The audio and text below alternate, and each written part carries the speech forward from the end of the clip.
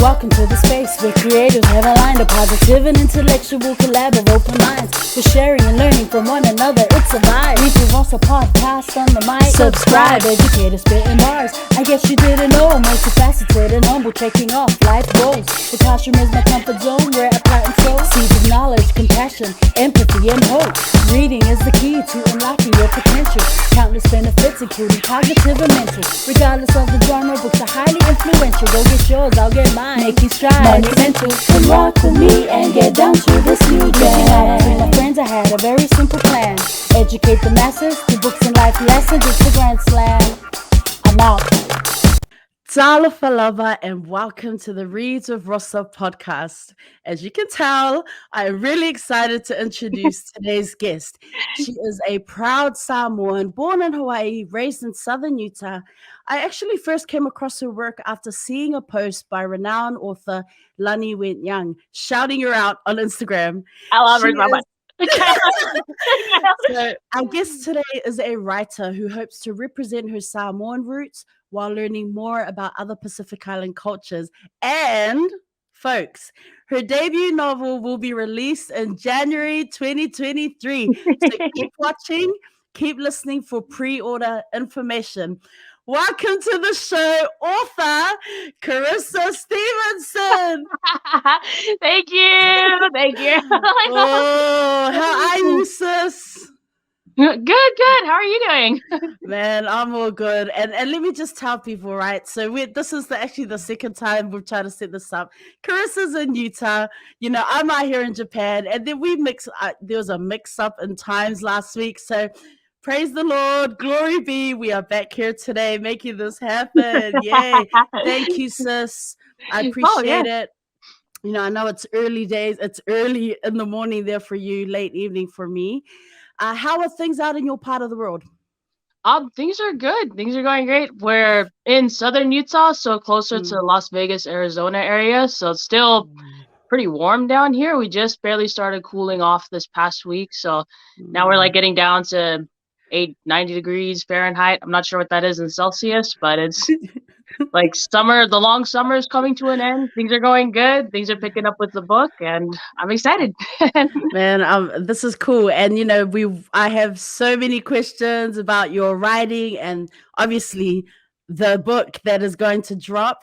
Before we go anywhere, though, I like to give our guests an opportunity just to kind of give a brief intro. Shout out your villages if possible. Go ahead, sis. All right, yeah. So, like I said, my name's Kryssa Stevenson. I was born in Laie Hawaii, first village. Proud of that. Raised in St. George, Utah, and moved back to Hawaii for college.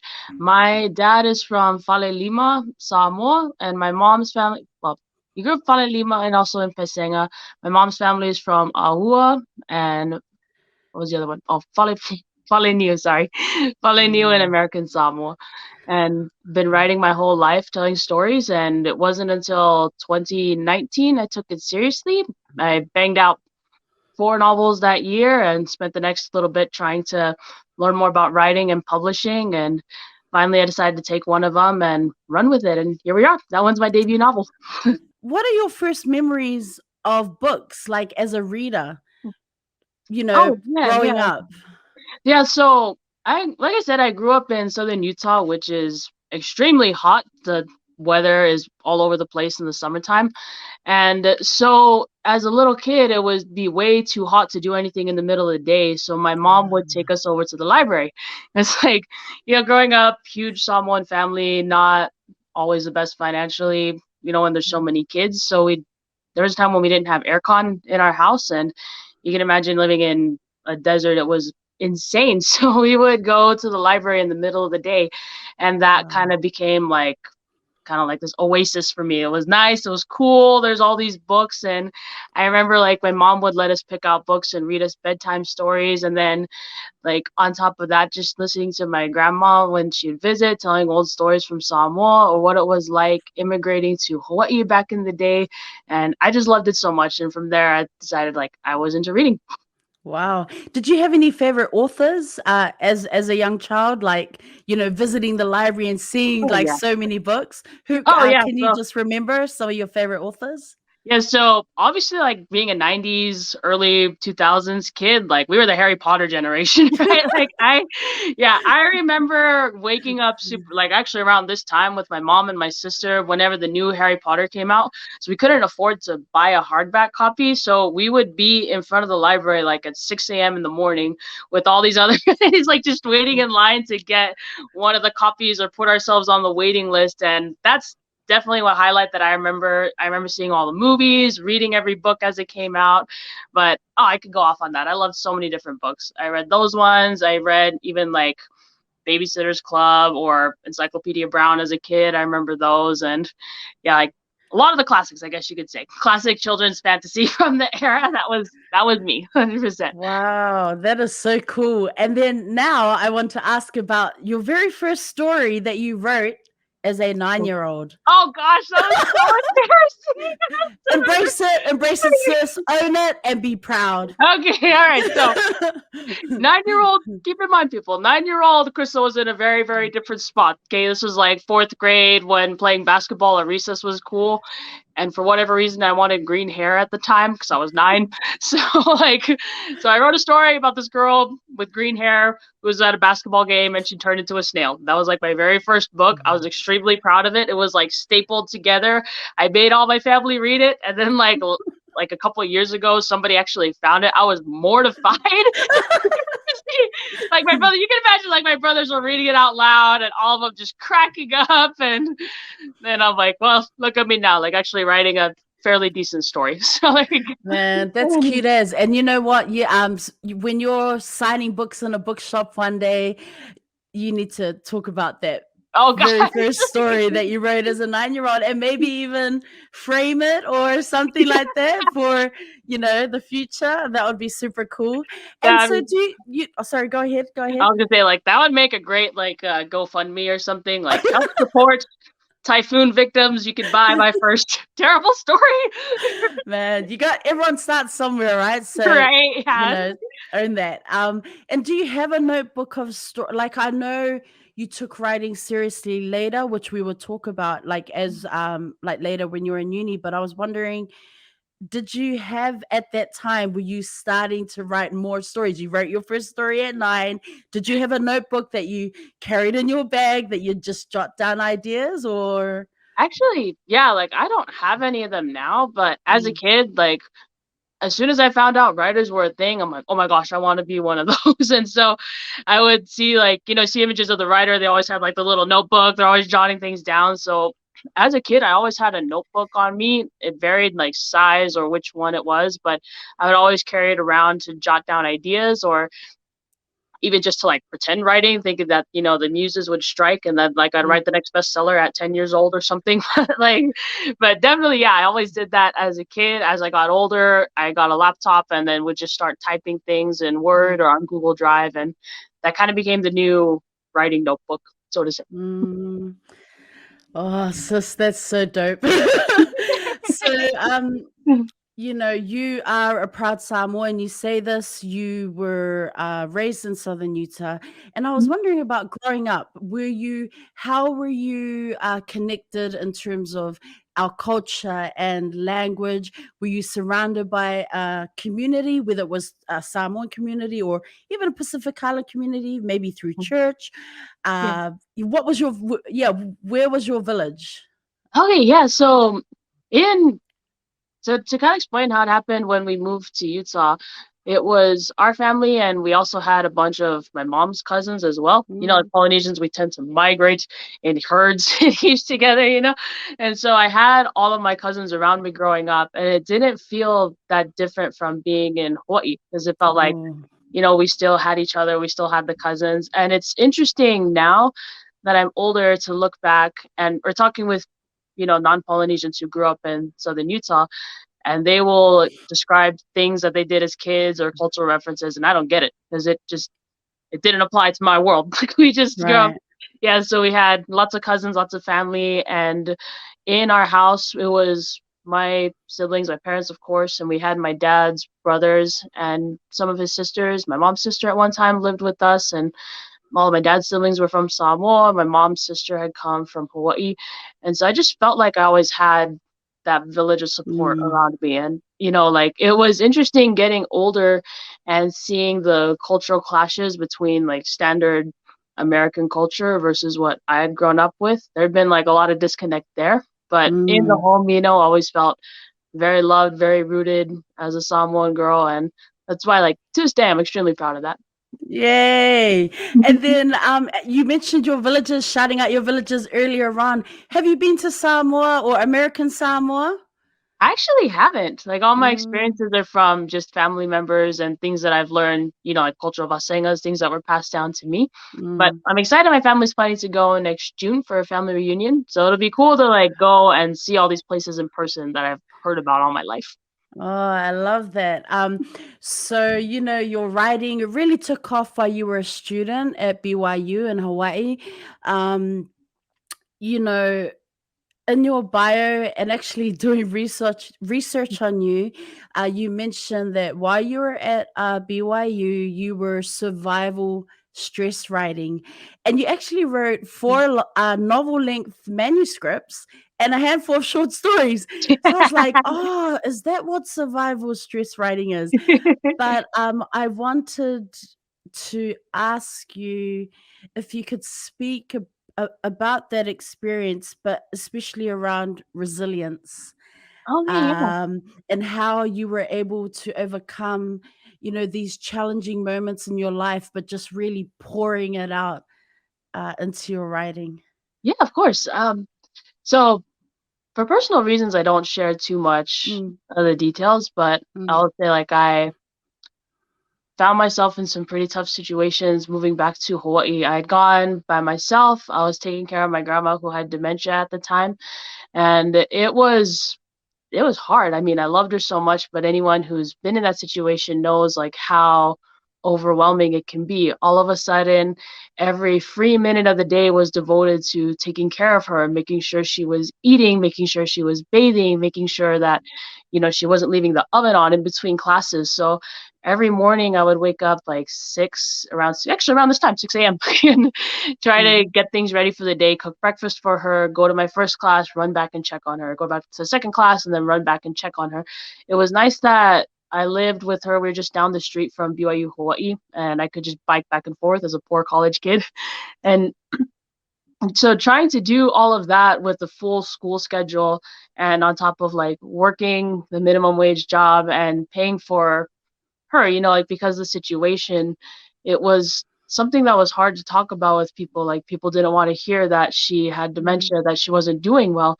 So it was overwhelming because all of a sudden it's like, oh, I need to take on all these responsibilities to the point of not having enough to eat myself. And that mm, was something that I struggled with a lot, I joke, it's funny now, but I always say mm, like at my lowest of lows, I used to eat the dandelions off of like in front of the BYU library because I mm, was that hungry and there was no food.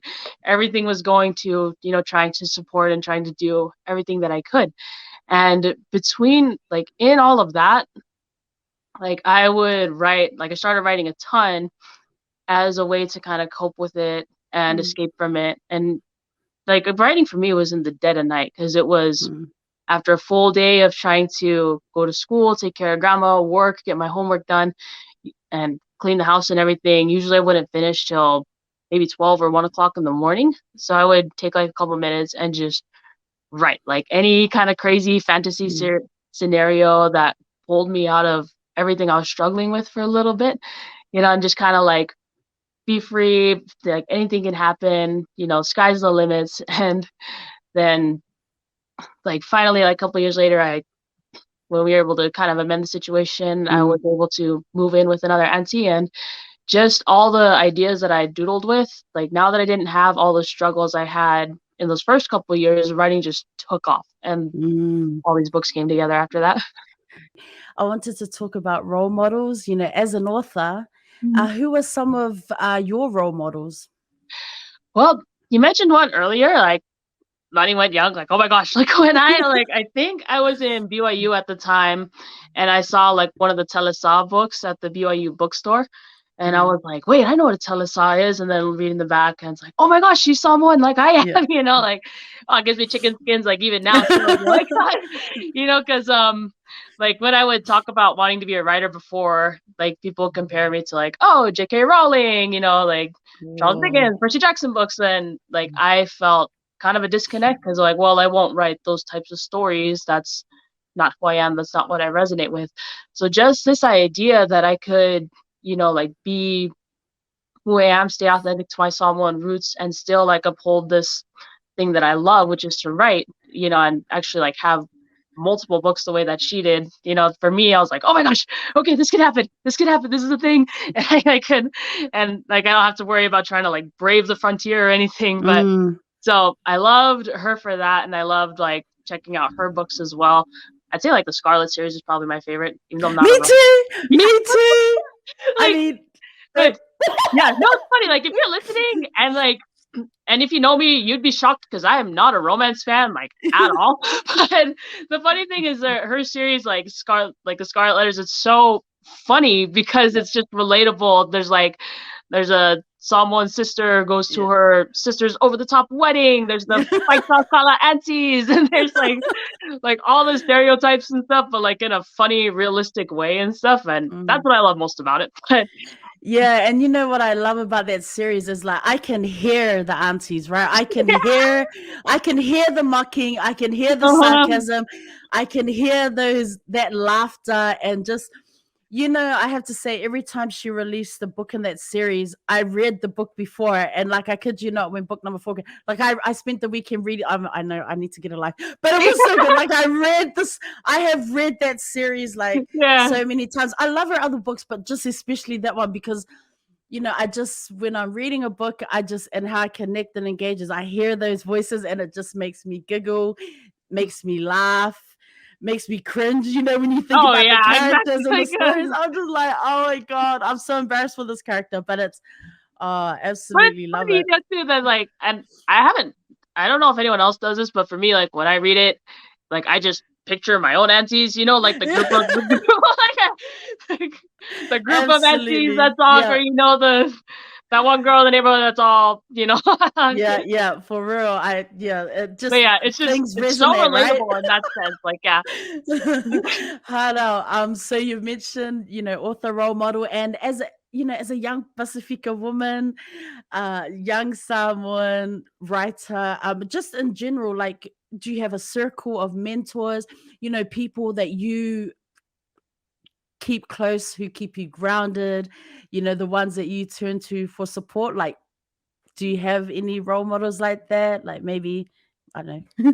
Oh yeah, like, a bunch. And what's surprising for me is that when in 2019, that's when I started going writing conferences and everything. I was thinking, like, okay, I need, like, these many author mentors, I need these many writer friends, and these guys are gonna help me become, like, a better author. And that ended up not being the case. Which for me, the ones who were most supportive of, like, obviously, you know, I gotta shout out to my parents, my family, the ones that keep me grounded. It's funny because, like, now that things are picking up with my book and everything, getting ready to publish, like, there's always those subtle jabs, you know, to kind of, like, deflate the ego. You know what I mean? Like, it's funny because we're talking about publishing my book, and guarantee one of my brothers brings up the green-haired girl in the turns like, they pop your ego real fast. But I'm grateful because they keep me grounded, you know, like, and like, my parents, my siblings, and in the actual business of helping me to, you know, become a better writer, be a better author, a better person. Like, my first mentor was actually my cousin 𝚂𝚑𝚘𝚍, who's a makeup artist. Which yes, I follow her. She's amazing. Yeah, she's great, right? Like, she is amazing. Yeah, I love her so much. And what was crazy is she was the one that actually pushed me to go to my first writing conference. Wow. In 2019, you know, like, I had just lost a job and I was struggling and everything, but I knew that this conference was coming up. I really wanted to go to it. And this was, like, when 𝚑𝚑𝚘𝚍 was, you know, she had just gotten into Hollywood, things were starting to blow up for her. And I'm like, okay, 𝚑𝚑𝚘𝚑𝚑's kind of risked it all. She's been in that situation of going for the dream. So I called her up, and she was like, do the dang thing. Well, she didn't say it like that. She's like, like, in like other words, but she's like, do the dang thing. Like, sign up for the conference, buy the ticket, do what you got to do, make cookie sales, whatever. But if it's that important to you, you have to go. You have to do it. And so like I did, and from there, that was when I was like, okay, I need to be like, I'm going to be an author. I don't know what it's going to take, but it's going to happen. And, just from that situation. So that was surprising for me. I'd say to anybody listening, like, don't think you can only have other authors be your author mentors. Like my first mentor, like I said, was my cousin, a makeup artist. And so everything that I'm at now, if she hadn't pushed me the way she had back then, then I wouldn't have done it. I wouldn't have gone, and we probably wouldn't be having this conversation even. Oh, what a small world. Shout out to Tilo. Oh, I love her work. And it's so awesome to hear you, just the joy of that, to hear that joy, see the joy in your face as you share that, that special story. Thank you for sharing that. I wanted to just go back a little. You mentioned going to a writers' conference, for those of us who don't know, like, what is that like? Like, generally, I know it's a writers' conference. Obviously, you probably do like workshopping and but can you share a bit of an experience that you've had at a writers' conference? Yeah, so that first one I went to, it was called LTUE. It's a conference that's in northern Utah.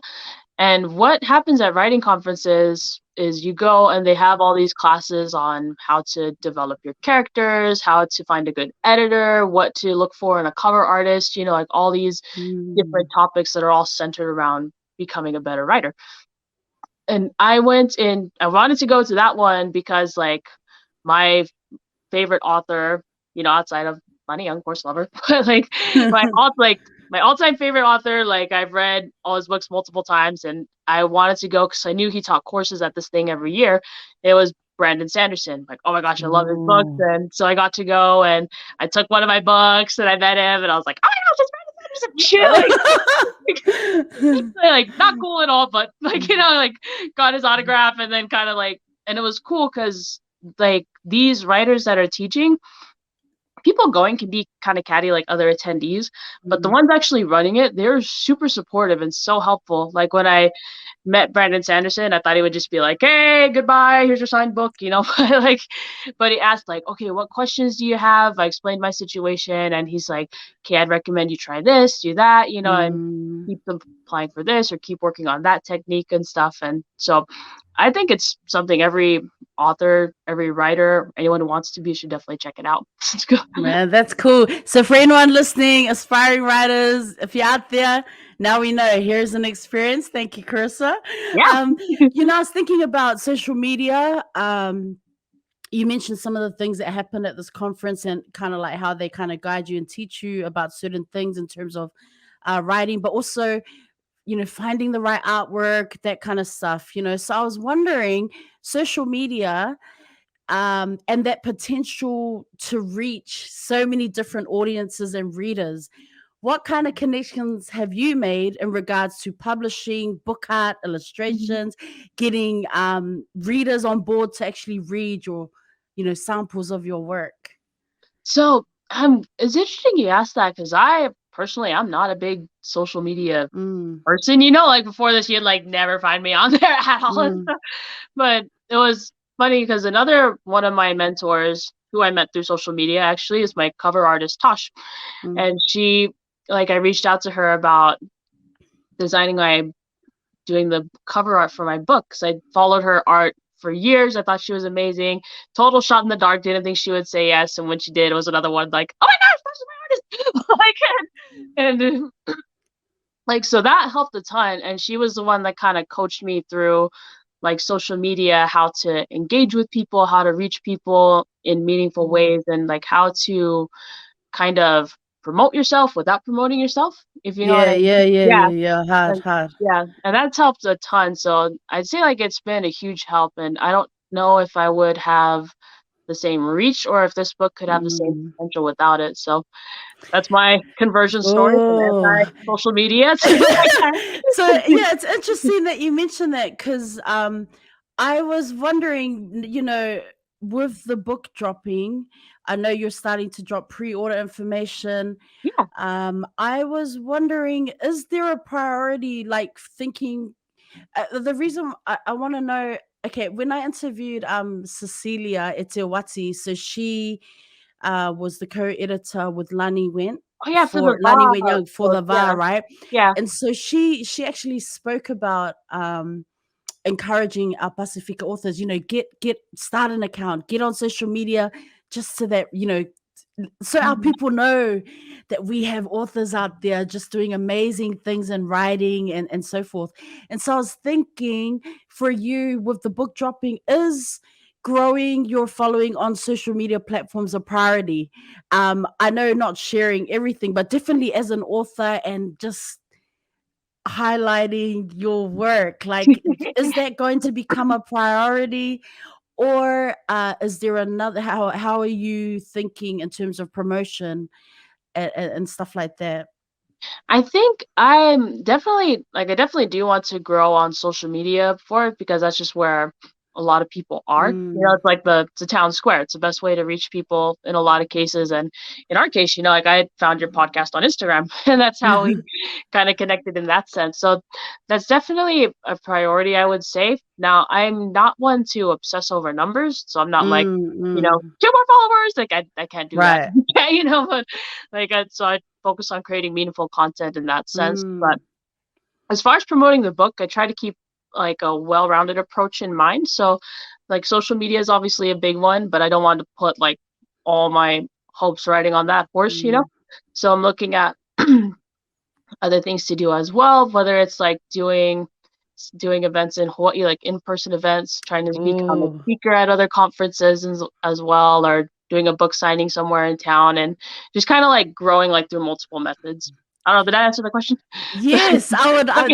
That's exciting. That's really exciting because I like that you mentioned, creating meaningful content, because we just live in this day and age of like, it's just a lot and it can get very overwhelming. It's also, social media is very time consuming, just getting on there and doing promotion and all that. So I like that you mentioned, it's about creating that meaningful content, but I love that you're thinking of just other avenues, like getting out there and doing in-person stuff, since the world has pretty much opened up again. So that's so dope. That is so dope, sis, for real.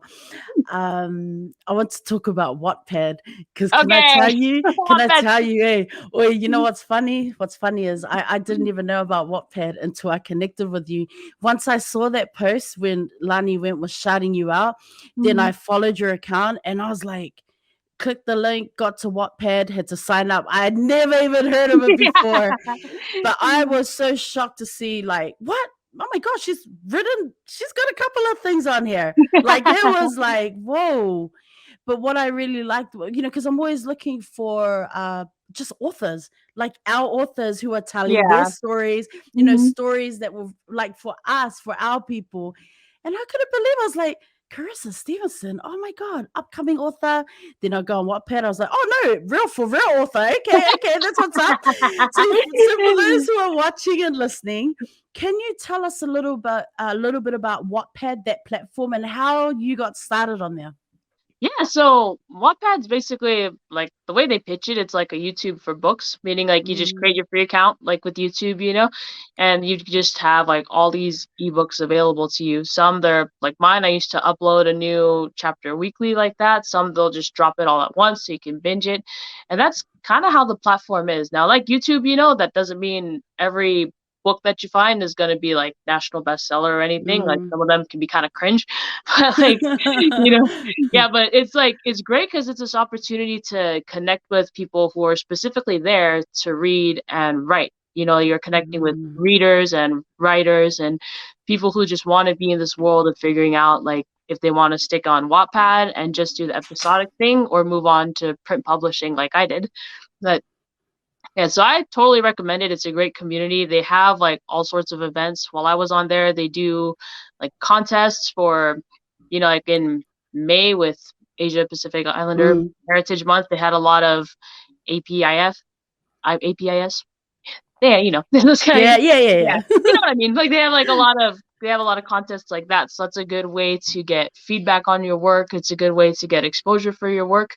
And for me too, it's kind of like a confidence thing, because by putting my stories on Wattpad and finding like these random people from all over the world that really liked them, I'm like, okay, yeah, like I think I'm ready. I think I'm ready for that next step. Man, that's so cool. You know, because honestly, I was just thinking, man, she's so brave. Like she's so brave. Like anyone, just to really put your writing out there, or even on a blog or something like that. Like that is, it takes a lot. You know, it takes a lot of confidence to do that. So I love that you just went for it. Now you have other writing, as I mentioned, you have other writing on Wattpad, and I want to get to that soon. But first, let's talk about Shadow by Moonlight. This is your book that will drop in January 2023. Congratulations, by the way, my sis. I'm really looking forward to this release. Now, in December 2021, I'm so hardcore my research. In December 2021, you started posting samples of Shadowed by Moonlight on Wattpad. Now, here's the cool thing, fam. If you're listening, watching, it's received multiple awards and stunning reviews by multiple Wattpad stars and ambassadors. Fam, I tell you, it's a thing. How do you feel when your hard work and your stories get recognized? I think part of it's that deer in the headlights, you know, like not the cliche, like, oh, you're talking about me. But that's definitely that's like how it feels. It's like, you know, the feeling like, wow, like I wrote this book and people actually like it. People are reading it. And like you said, like a lot of Wattpad ambassadors, a lot of Wattpad stars and critics, they're telling me really good things about it. And it's a relief, because it's like, whew, okay, I'm not just writing like stories, you know, basement stories that are just gonna stick, you know, on myself and being like, okay, I've really got something here. And two, it kind of like gives you that extra courage to say like, okay, I don't have excuses anymore. Like I'm not a developing writer or anything. Like I'm a writer. It's time to do the dang thing and publish a book.